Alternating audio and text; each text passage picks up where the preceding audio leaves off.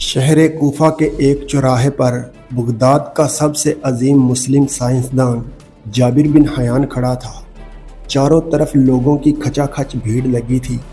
بھیڑ میں خلیفہ ہارون رشید بھی اپنے سپاہیوں سمیت کھڑے تھے۔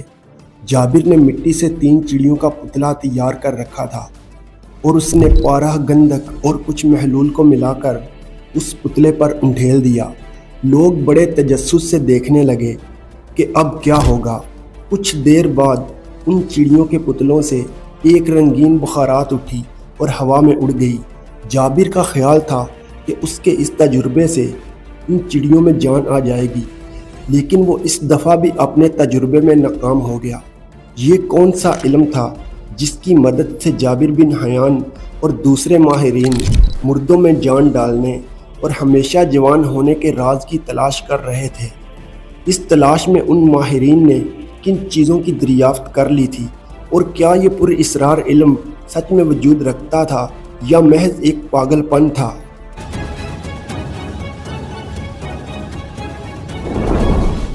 ہمیشہ سے ہی انسان فطرت کے رازوں کو جاننے کی کوشش میں لگا رہا ہے تاکہ اس کی طاقت کو بس میں کر کے اپنے ماتحت کر لے۔ اسی خواہش نے انسان کو جادو، روحانیت، مذہب اور سائنس کی طرف متوجہ کیا۔ جیسے جیسے انسانی ارتقاء دنیا میں مقبول ہوتی گئی، لوگوں نے پر اسرار علوم کو ایکسپلور کرنا شروع کر دیا۔ ایسے علوم جن کے ذریعے دوسری دنیا سے رابطہ کیا جا سکتا ہے، تو کچھ ایسے جن کے ذریعے کائنات کے چھپے ہوئے رازوں سے پردہ اٹھایا جا سکتا ہے۔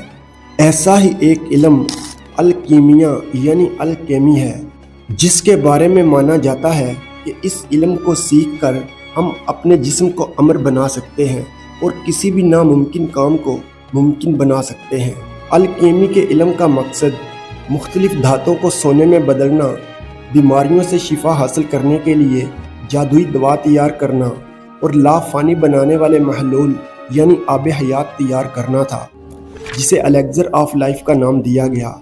ابتدائی تہذیبوں جیسے بابل، ہندوستان، مصر وغیرہ میں دھات کاری کے ماہرین موجود تھے، لیکن انہوں نے اس بارے میں کوئی باقاعدہ نظریہ پیش نہیں کیا تھا۔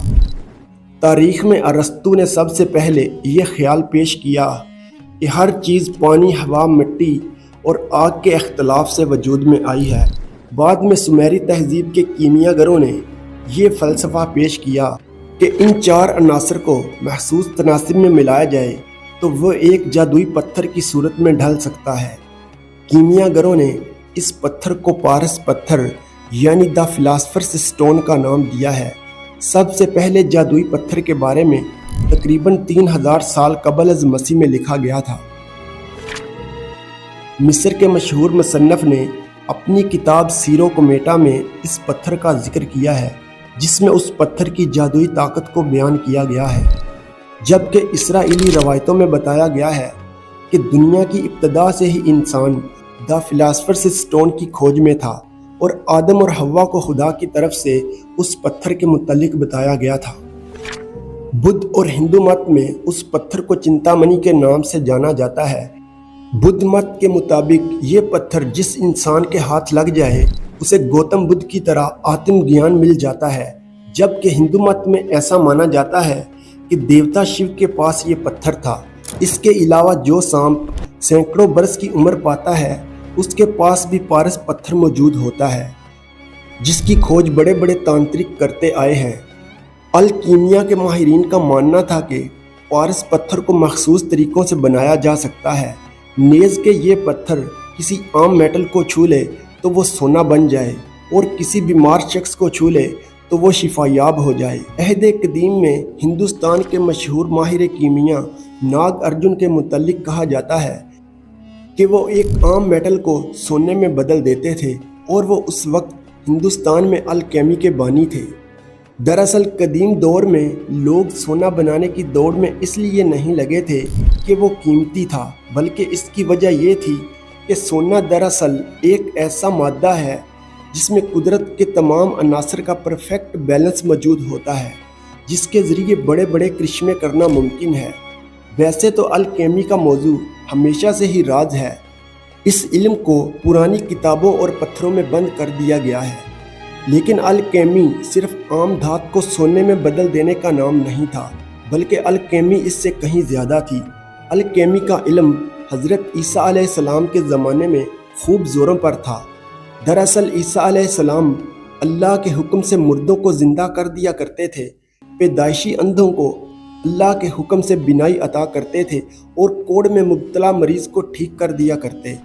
عیسیٰ علیہ السلام کے ان معجزات کی خبر روم، یونان اور یروشلم میں پھیلنے میں زیادہ دیر نہ لگی۔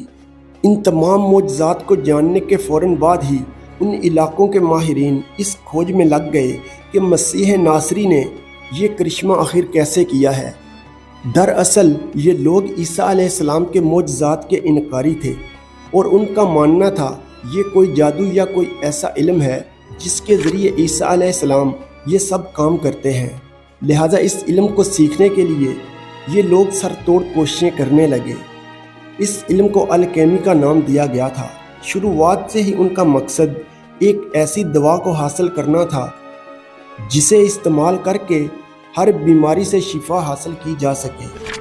اس دوا کو الیکزر آف لائف کا نام دیا گیا، جس کا مقصد عمر کو دراز کرنا تھا جسے موت کو ٹالا جا سکے۔ اور اس طرح دراصل وہ عیسیٰ علیہ السلام کے معجزے کا توڑ دریافت کرنے میں لگے ہوئے تھے۔ ان لوگوں نے سینکڑوں خطرناک کتابیں لکھیں اور اس علم سے خوفزدہ ہو کر اس وقت کے رومن بادشاہ نے تمام کتابیں جلا دیں، مگر کچھ کتابیں بچ گئیں جن کو ان کے مصنفوں کے ساتھ دفن کیا گیا تھا۔ چنانچہ اس کے بعد الکیمی کا علم نہایت ہی خفیہ طور سے جاری رکھا گیا۔ الکیمسٹ اپنے تمام کاموں، خیالات، تجربات اور مفروضوں کو عجیب طرح کے کوڈز اور اشاروں کے ذریعے لکھتے تھے اور ان کو محفوظ کر دیا کرتے۔ جن کوڈز کا استعمال کیا جاتا تھا ان کا تعلق ہمیں قدیم ایسٹرولوجی میں بھی ملتا ہے۔ زوسیموس نامی مصری الکیمسٹ جو عیسیٰ علیہ السلام کے 300 سالوں بعد پیدا ہوا، اس کا ماننا تھا کہ عیسیٰ ابن مریم کے پاس ایک جادوئی پتھر تھا جس کے ساتھ وہ پرندہ بنا کر زندہ کرتے تھے، نیز کہ یہ پتھر عیسیٰ علیہ السلام سے پہلے پیغمبروں کے پاس بھی تھا، جس کی وجہ سے ان کی عمریں اتنی لمبی لمبی ہوا کرتی تھی۔ کیمیا گروں نے اسی طرح کے جھوٹے الزامات پیغمبروں پر لگانا شروع کر دیے تھے، جس کا ذکر قرآن مجید میں بھی ملتا ہے۔ کیمیا گروں کے مطابق دنیا میں موجود ہر چیز کا وجود 4 چیزوں کی وجہ سے ہے، یعنی آگ، پانی، ہوا اور مٹی۔ ان 4 ایلیمنٹس کے ساتھ مختلف طریقوں سے ملانے پر زندہ اجسام پیدا کیے جا سکتے ہیں، جس طرح عیسیٰ علیہ السلام مٹی کی چڑیا بنا کر اللہ کے حکم سے زندہ کر دیا کرتے تھے۔ اگرچہ یہ علم ابتدا میں انتہائی خفیہ اور پر اسرار تھا، لیکن دراصل اسی علم نے آگے جا کر جدید کیمسٹری اور میڈیکل سائنس کی بنیاد رکھی۔ عہد وسطیٰ میں یورپی ممالک کا اس علم پر اس قدر بھروسہ تھا کہ اس وقت کے ذہین ترین لوگ بھی بیس میٹل سے سونا بنانے پر یقین رکھتے تھے۔ یہاں تک کہ انگلینڈ کے بادشاہ ہنری فورتھ نے ملک کے تمام بڑے بڑے الکیمسٹوں کو یہ حکم دیا کہ وہ اس سبجیکٹ پر مزید تحقیق کریں تاکہ ملک پر چڑھا بھاری قرض اتارا جا سکے۔ بعد کے یورپی حکمرانوں نے بھی الکیمسٹ پر ریسرچ کرنے والوں کو انعام و اکرام سے نوازا۔ اس دوران بہت سے ممالک اس بات کو لے کر پریشان تھے کہ کہیں الکیمسٹ اپنے اس مقصد میں کامیاب نہ ہو جائیں۔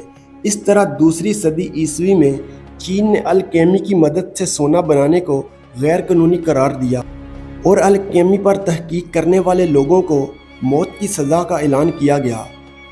غور کرنے والی بات ہے کہ 17ویں صدی کے 2 عظیم سائنسدان آئزن نیوٹن اور رابرٹ بوائل کیمیا کے بارے میں بہت سنجیدہ تھے۔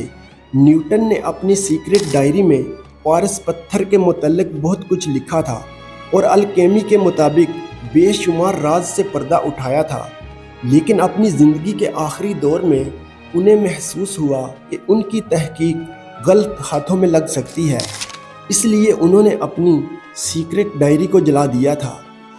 الکیمی پر مسلمانوں کی تحقیق اور تجربات کو بھی فراموش نہیں کیا جا سکتا، جس میں ایک بڑا نام جابر بن حیان کا ہے۔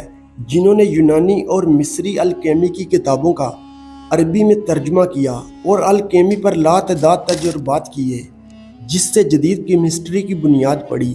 آج 21ویں صدی کے اس جدید دور میں بھی الکیمی پر تحقیق کی جاتی ہے، حالانکہ آج کے زیادہ تر الکیمسٹ اب میٹل کو سونے میں بدلنے کی کوشش نہیں کرتے۔